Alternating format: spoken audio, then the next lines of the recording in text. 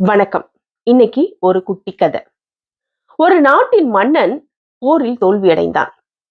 அவனது தோல்விக்கு காரணம் அவனது மிக சிறிய படை, தன்னம்பிக்கை, முயற்சி இல்லாமை.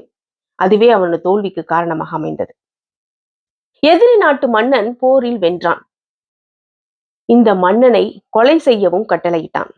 இதை அறிந்த மன்னன் காட்டிற்குள் வந்து ஒளிந்து கொண்டான்.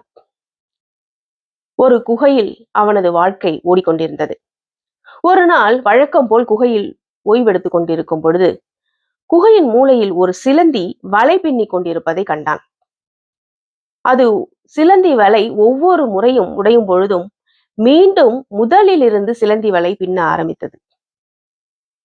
அதை கண்டு மிகவும் ஆச்சரியம் அடைந்தான். ஒரு சிலந்தியே இவ்வளவு முயற்சி செய்து தனது சிலந்தி வலையை பின்னும் பொழுது, ஒரு நாட்டின் அரசன் நான், என்னால் எதுவும் முடியாதா என்ன என்று கேள்வியை எழுப்பிக் கொண்டே அந்த குகையை விட்டு வெளியே வந்தான். அவனுக்கு ஆதரவான நண்பர்களை சந்தித்தான். எதிரி நாட்டுக்கு எதிராக பெரும் திட்டம் தீட்டினான். எதிரி நாட்டோடு போரிட்டான். போரில் வெற்றியும் கண்டான். இந்த கதை இங்க முடியுது. இந்த கதையிலிருந்து நாம என்ன கத்துக்கிட்டோம்?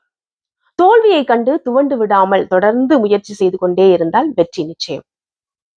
இந்த கதையில மன்னனுடைய தோல்விக்கு என்ன காரணம்னு மன்னன் அறிந்திருந்தான். தன்னம்பிக்கையும் விடாமுயற்சியையும் இல்லாமைன்னு.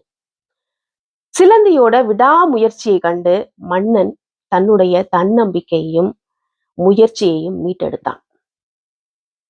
தன்னால் முடியும் என்ற தன்னம்பிக்கையும், தனக்கு எதிராக வரும் தடைகளையும் தன்னால் தாண்டி முன்னேற முடியும் என்ற நம்பிக்கையும் தன்னுள் வளர்த்து கொண்டான்.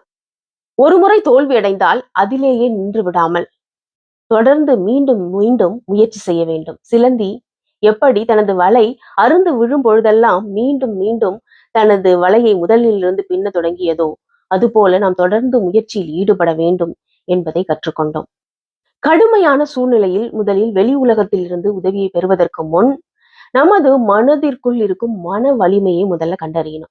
எப்படி சிலந்தி வலையிடம் இருந்து அரசன் பாடத்தை கற்றுக்கொண்டது போல தன்னம்பிக்கையும் முயற்சியையும் கண்டறிய வேண்டும். எந்த ஒரு விஷயத்திலையும் தோல்வியை கண்டு துவண்டு விடாமல் தொடர்ந்து முயற்சி செய்து கொண்டே இருந்தால் வெற்றி நிச்சயம். நீங்க என்ன சொல்றீங்க?